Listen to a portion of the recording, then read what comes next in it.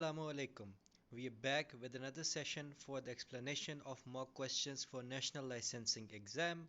So, moving on with question 111. So, a 4-year-old male infant has infantile pyloric stenosis. What is the next most important step in the preoperative resuscitative measures? तो इसमें आपने एक चीज़ जहन में रखनी है कि कुछ इन्फेंटाइल कंडीशंस होती हैं such as the Hirschsprung's disease pyloric stenosis. ये नटोरियस कंडीशंस होती हैं जिसमें कि इलेक्ट्रोलाइट डिस्टर्बेंसेस बहुत ज़्यादा हो सकती हैं। अब फॉर एग्जांपल मैं आपके सामने एक डायग्राम अगर ड्रॉ करूं तो this is the stomach of the baby. ठीक है, तो जब भी बेबी कुछ खाए पिएगा, for example this is the diet that the baby is consuming, और यहाँ पे congenital pyloric stenosis जैसा मतलब वहाँ पे एक obstruction है पाइलोरिस के एंड पे। तो सारी जो डाइट है वो instead of going from the pylorus on to the duodenum and further on to the intestines, it regurgitates back। ठीक है, तो इसकी वजह से जो बेबी या चाइल्ड जितनी भी ग़िज़ा कंज्यूम कर रहा होता है उसमें जितना sodium potassium calcium magnesium, they are all thrown out into the vomitus. ठीक है, जब बेबी प्रोजेक्टाइल वॉमिट करता है बार बार, क्यों? क्योंकि आगे एक ऑब्स्ट्रक्शन है इस लेवल पे पाइलोरिस के, जो कि खाना आगे नहीं मूव करने दे रही, तो बेबी ऑफ कोर्स वॉमिट करेगा बाहर सब कुछ। तो जब भी बाहर वॉमिट होगा तो सारी इलेक्ट्रोलाइट डिस्टर्बेंसेस भी ऑफ कोर्स आएंगी। तो उसमें क्या क्या हमारे पास आ जाएगा कि low levels of sodium, low levels of potassium, low levels of magnesium and low levels of calcium. ठीक है, तो इन सब ट्रेस एलिमेंट और मेन न्यूट्रिएंट्स की कमी आ जाएगी, क्योंकि जब पेशेंट को प्रोजेक्टाइल वॉमिटिंग होगी उसमें सारे जो वाइटामिन्स मिनरल न्यूट्रिएंट्स हैं वो भी जो है वो ज़ाया हो जाएंगे। ठीक है, तो the first and foremost thing that you need to do in a case of congenital or infantile pyloric stenosis is the correction of fluid and electrolytes IV in order to resuscitate the patient। क्योंकि first and foremost step he patient जब आपके पास receive होता है trauma बे में या किसी भी condition के साथ, so the first step is resuscitation of the patient, and then we move on to some other thing or the next best step after that। ठीक है, so beta option correction of fluid and electrolytes per IV is the best option for 111th question। Moving on to question number 112. A 19-year-old man was diagnosed to have acute rheumatic fever. After this treatment, he was advised secondary prophylaxis to prevent further attacks. Which one of the following drugs will be used for this purpose? तो यहाँ पे mostly जो बच्चे गलती करते हैं वो है बेंजाइल पेनिसिलिन को क्लिक करना। ठीक है, you will not be selecting alpha option as your correct one, because benzyl penicillin is an entirely different drug as compared to benzathine penicillin G। ठीक है, प्रोफाइलैक्सिस के लिए पोस्ट ट्रीटमेंट आप बेंजाथीन penicillin देंगे, not the benzyl penicillin.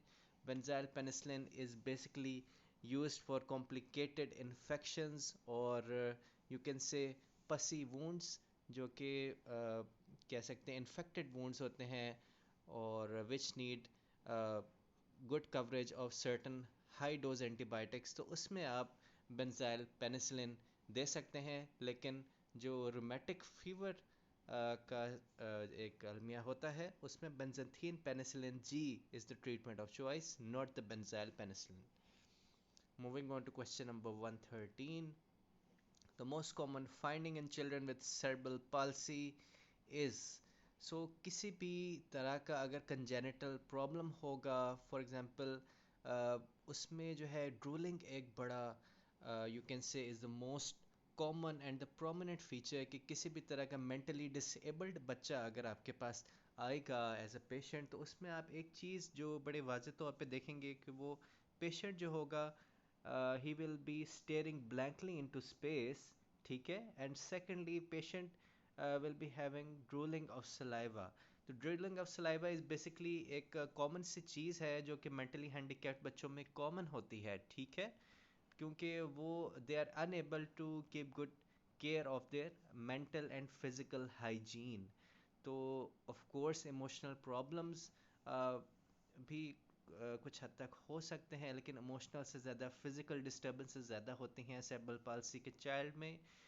Jaundice no, this one is not the correct one. And seizures, yes, can be, but the most common finding is the drooling that you will likely straight away observe. Drooling cerebral palsy के अलावा आप और किस में देख सकते हैं? Cretinism का अगर चाइल्ड हो, हाइपोथायराइडिज्म का पेशेंट हो, छोटा बच्चा हो, तो उसमें भी आप लार्ज प्रोट्रूडेड टंग जो है और लार्ज बेली भी आप ऑब्जर्व कर सकते हैं उसमें पेशेंट का.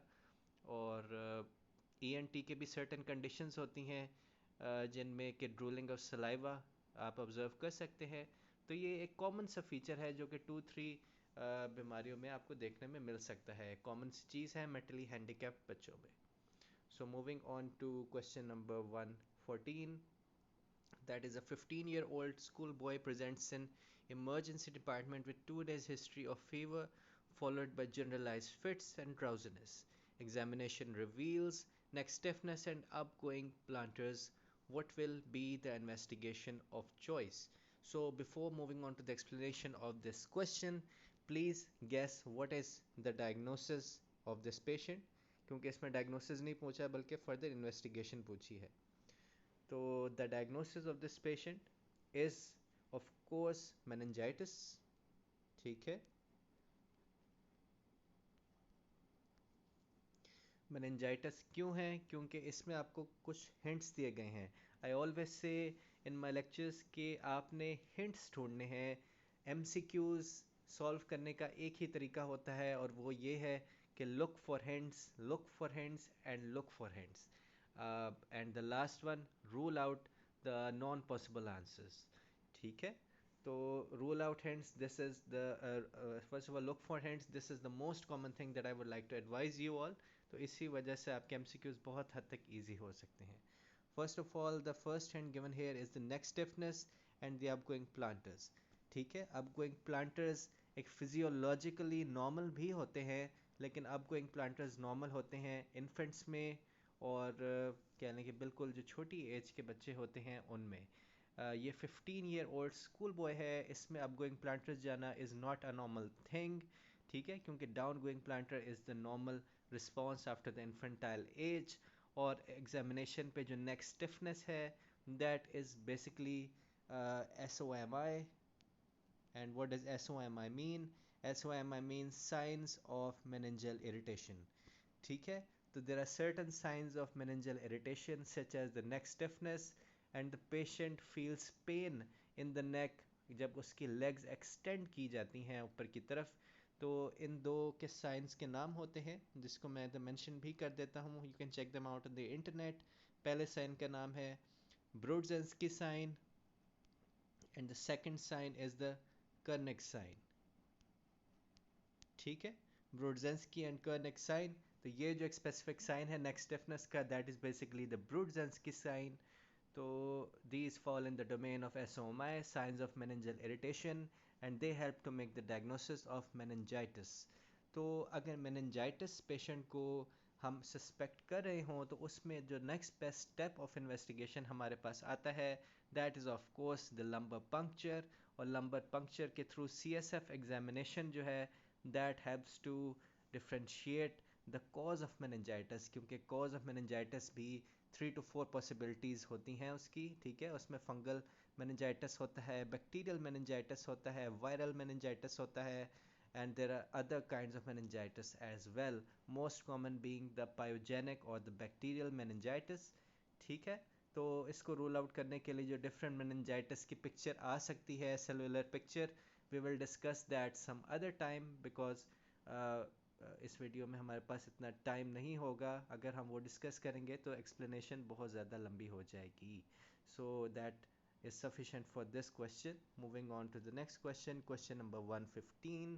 That is, a 64-year-old male came in an ER with epigastric pain, vomiting containing coffee ground substance, and melena for 1 day. Which one of the following is the most appropriate treatment option? Alpha is antacids, beta H2 receptor antagonist, C misoprostol and proton pump inhibitors. तो first of all हमें पता चलाना है कि किस चीज़ का scenario है, then we will move on to the hints and then we will rule out the non possible answers और the explanations. First of all alpha option antacids हम कभी भी नहीं देंगे. रिमेंबर द गोल्डन रूल कि antacids are always and always contraindicated in upper GI bleed. ठीक है जी.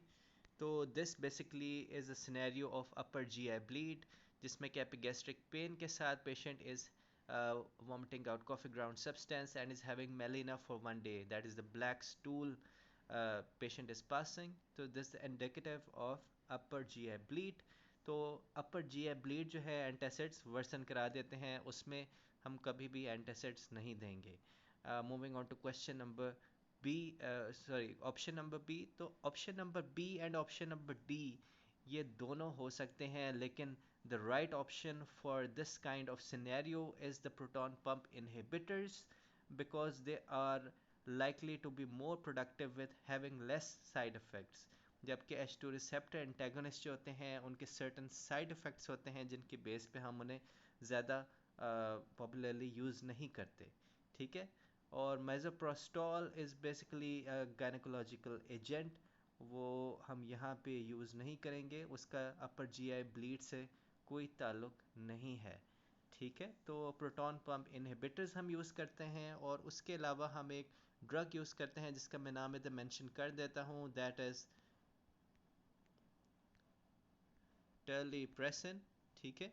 ये एक बड़ा अच्छा ड्रग होता है, मेडिकल डिपार्टमेंट में यूज़ भी होता है. तो टर्लीप्रेसन भी यूज़ किया जाता है. प्रोटॉन पंप इनहिबिटर्स की कंटिन्यूस इन्फ्यूजन भी यूज़ की जाती है. एक पॉपुलर ड्रग है, राइजेक के नाम से आता है. ओमेप्राजोल, तो एमेप्राजोल की कंटिन्यूस इन्फ्यूजन, टेलीप्रेसन, ये सारी चीज़ें हम अपर जीआई ब्लीड में इस्तेमाल कर सकते हैं. So that goes the sufficient explanation for question number 115. Moving on to question number 116. A 42-year-old obese female presented with loss of appetite and weight gain. On further history and examination, she was depressed with slow reflexes.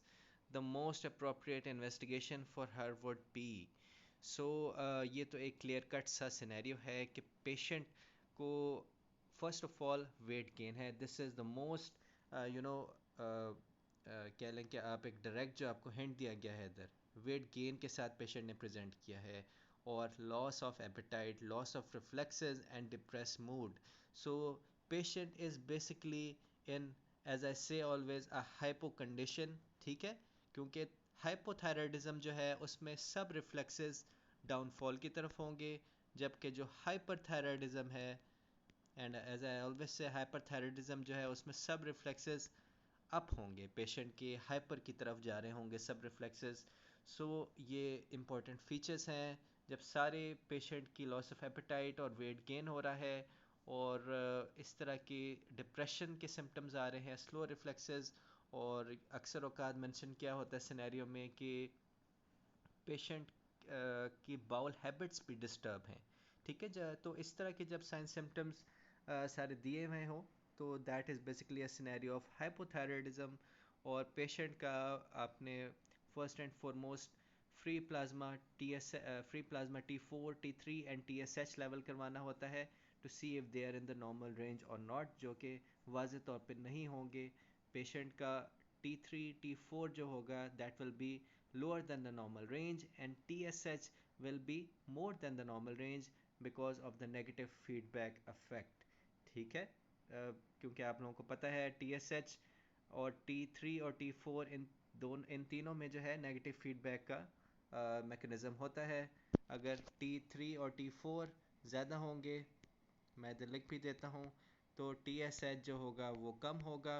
लेकिन अगर T3 T4 कम होंगे जैसे कि इस scenario में, तो TSH जो होगा उसका लेवल ज़्यादा होगा. तो moving on to question number 117, that is a 19-year-old boy presented with 1 week history of shortness of breath and tiredness. His HP was 7.2, जो कि वाज़े तौर पे कम है अपने नॉर्मल रेंज से. WBC count is 1.8, which is also less. Bone marrow biopsy showed hypocellularity with increased fat spaces. Which one of the following is the most likely diagnosis?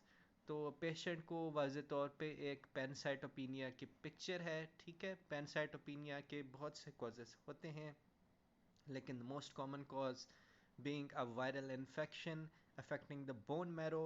और bone marrow को अगर हाइपोसेलुलरिटी हो जाए, जब फैक्ट्री से एक raw material ही नहीं बनेगा, ठीक है।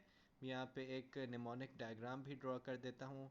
फॉर एग्जांपल एक फैक्ट्री है, तो जब उधर से सप्लाई ही नहीं आएगी रॉ मटेरियल्स की, ठीक है, जब उधर से सप्लाई ही बंद हो जाएगी रॉ मटेरियल्स की, तो आफ्टर दैट कोई उसका सारे रॉ मटेरियल्स की प्रोडक्शन जब बंद होगी, तो सारा उसका नंबर्स डिक्रीज़ हो जाएगा। कोई रॉ मटेरियल ही जब नहीं आएगा तो उसमें आरबीसीज भी कम हो जाएंगे। Low RBCs means low Hb, then low WBC, and after that low platelets, ठीक है। तो that is a picture of pancytopenia, और if that is due to hypocellularity of the bone marrow with increase fat spaces, then that is indicative of aplastic anaemia, ठीक है। तो aplastic anaemia, alpha option is the best one for question number 117। Moving on to question number 118, that is the examination of an infant revealed limb deformity resulting in the sole of the foot turned medially and the foot is adducted and the plantar flexed. Which one of the following congenital anomaly is most likely to be present in this baby? तो ये जो एक deformity आपको इधर बताई गई है, that is basically the deformity of club foot, ठीक है। इसको आपने याद रखना है कि ये बड़ी कॉमन कंडीशन होती है चिल्ड्रन में। तो यहाँ पे जो सोल ऑफ द फुट है दैट इज टर्न मीडियली, ठीक है। सोल जो है दैट इज टर्न मीडियली, मैं आपके सामने इधर पिक्चर ड्रॉ भी कर देता हूँ। This is the sole which is turn medially, ठीक है, और द फुट इज एबडक्टेड, ठीक है, abducted and the plantar flexed. तो इसमें प्लांटर फ्लेक्स्ड है फुट, ठीक है। एंड ऑल्दो मेरी ड्राइंग्स इतनी अच्छी नहीं आपको इधर समझ आएंगी, लेकिन just try to get hold of the idea कि what they are trying to say in the question. Sole is directed medially and the foot is adducted and plantar flexed, means जो पाँव के पंजे हैं वो अपने सोल की तरफ टर्न है, और जो प्लांटर्स हैं प्लांटर फ्लेक्स्ड हैं, और जो इसकी सोल्स हैं वो मीडियली टर्न्ड हैं, ठीक है। मीन्स पाँव बाहर की तरफ निकले हुए हैं। So this is basically the congenital anomaly, जो कि बहुत कॉमन होती है बच्चों में, and is known as the club foot. It's not brachydactyly. Brachydactyly is basically the short fingers of the hand. Cleft foot is not an entity. इसकी कोई entity नहीं होती है, और ये इस explanation के मुताबिक भी cleft foot का कोई scenario नहीं है। Congenital hip dislocation में जो है foot की जो डायरेक्शन होगी वो आउटवर्ड्स की तरफ टर्न नहीं होगी, फुट जो होगा इनवर्ड्स टर्न होगा, ठीक है, कंजेनिटल हिप डिसलोकेशन में। So that goes the explanation for this question. Moving on to question number 119. That is, a young married female is brought to the emergency department in a state of shock. On examination, the abdomen is distended and tender. The patient is pale, hypotensive, and tachycardic. Ultrasound shows ascites with echoes. What is the most suitable investigation to confirm the diagnosis? So, alpha option beta HCG is the correct one. ऐसा क्यों है, इसका first of all आपको scenario guess करना है। That is कि ये scenario है किस चीज़ का। This is basically a scenario of ruptured ectopic pregnancy. जी, ये थोड़ा एक ट्रिकी सिनेरियो है। I know bit difficult for most of you, not all of you but most of you, क्योंकि ये थोड़ा हाई लेवल का क्वेश्चन है। इसमें थोड़े हिंट्स ट्रिकी हैं, और इनको हिंट्स को क्रैक करना थोड़ा मुश्किल है। तो मैं आपको स्टेप बाय स्टेप बताता हूँ कि कौन से हिंट्स हमें इस क्वेश्चन में दिए गए हैं। तो young married female, first of all the biggest hint is that the female is a married female, जो कि आपको क्वेश्चन में बताई गई है। तो मैरिड फीमेल के बहुत से प्रॉब्लम्स होते हैं। अब आपके माइंड में वो सारे प्रॉब्लम्स आ जाने चाहिए जो कि एक मैरिड फीमेल को लेके आ सकते हैं। फर्स्ट ऑफ ऑल उसकी प्रेगनेंसी को लेके कोई भी प्रॉब्लम हो सकता है, ठीक है। तो अब अगर इस डोमेन में हम सोचें तो आगे हमें क्या क्या हिंट्स दिए गए हैं कि एब्डोमेन इज़, अगर इसमें हम देखें कि abdomen is distended and tender, कि एक मैरिड फीमेल का एब्डोमेन डिस्टेंडेड और टेंडर है, ठीक है। आगे चलें तो patient is pale, hypotensive and tachycardic. तो यहाँ से आपकी सारी सेंस बन जाती है क्वेश्चन की कि patient is pale, hypotensive and tachycardic means that the patient is in a state of hypovolemic shock, ठीक है। तो अगर आप सोचें कि एक मैरिड फीमेल है आपके पास आई है, वो हाइपोवोलेमिक शॉक में क्यों हो सकती है, ठीक है। अगर एक नॉर्मल बंदा है हाइपोवोलेमिक शॉक में तो आप सोचेंगे कि शायद उसका एक्सीडेंट हुआ है या ब्लड लॉस हुआ है जिसकी वजह से वो हाइपोवोलेमिक शॉक में आपके पास आया है, टेकिकार्डिया है, हाइपोटेंसिव है, पेल है। लेकिन अगर आपको मैरिड फीमेल की हिंट दे दिया जाए, उसके साथ हाइपोवोलेमिक शॉक दिया जाए और साथ में आपको बताया जाए कि एब्डोमेन इज टेंस और टेंडर, ठीक है, तो ये एक रप्चर्ड एक्टोपिक प्रेगनेंसी की तरफ आपका शक जाना चाहिए। और शक नहीं बल्कि कंफर्मेशन जानी चाहिए कि that is a surgical emergency, और पेशेंट को जो है फर्स्ट एंड फॉरमोस्ट थिएटर में शिफ्ट करवा के उसकी डीएनसी करनी चाहिए, ठीक है, इमरजेंसी डायलिटेशन एंड क्यूरेटाज।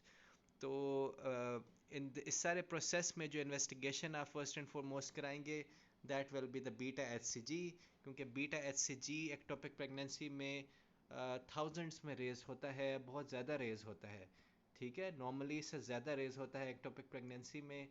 तो इस तरह की कंडीशन में that will be a confirmatory sign कि patient has a ruptured ectopic pregnancy, और पेशेंट को राइट अवे थिएटर शिफ्ट करके उसका डायलिटेशन एंड क्यूरिटाज करना पड़ेगा। So moving on to question number 120, the last question for today's discussion, that is a 79-year-old male is brought to the emergency department with complaint of pain in lower abdomen and inability to pass urine for the last 12 hours. On examination, he has a tender mass in the lower abdomen. What is the most likely diagnosis? तो इस तरह का question हमने पहले भी discuss किया हुआ है कि 79 ईयर ओल्ड मेल है ब्रॉट टू द इमरजेंसी, ठीक है। First of all 79 year old mail है, एक उम्र रसीदा जो है पेशेंट है, ठीक है। तो इस तरह के पेशेंट्स में अगर यूरिनरी कंप्लेंट्स कोई भी हो, for example it can be urgency, it can be frequency, it can be inability to pass urine, it can be uh, not a very good urinary stream। तो इस तरह की अगर कोई भी कंडीशन होगी, और साथ में अगर आप एज को देखते हैं, एज भी ज़्यादा है, तो उसमें फर्स्ट एंड फॉरमोस्ट आपका जो शक है that should go towards the BPH, benign prostatic hyperplasia, because BPH it compresses the dome of the urinary bladder, जिसकी वजह से यूरिनरी कंप्लेंट्स पेशेंट को हो जाती हैं। तो इसके लिए जो है फर्स्ट ऑफ ऑल पेशेंट को प्रोस्टेट के लिए एनालाइज करना पड़ेगा, उसके साइज़ के लिए एनालाइज करना पड़ेगा, और कुछ सर्टन अदर इन्वेस्टिगेशंस होती हैं जो कि मैं यहाँ मेंशन नहीं करूँगा क्योंकि वो इस लेक्चर की डोमेन से बाहर है, ठीक है। तो हम वो सारा प्रोस्टेट का वर्कअप करा के फर्स्ट ऑफ ऑल प्रोस्टेट की सर्जरी की तरफ जाएंगे, ठीक है।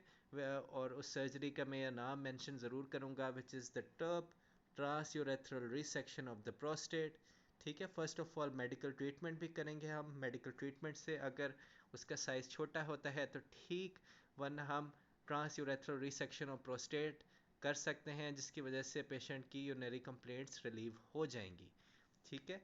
तो BPH is the most common problem in this age group, उसको आप सेटल करेंगे तो यूरिनरी कंप्लेंट्स भी सेटल हो जाएंगी। So this was all for today. I hope you guys understood every question which I tried to make you understand. Be sure to be subscribed on this channel so that you keep receiving the upcoming uploaded videos on NLE. I try to be as simple and precise as possible, and I hope and pray to God pray to Allah almighty कि आप सबको अल्लाह ताला पास करवाए। आमीन। Thank you so much. Allah हाफिज़।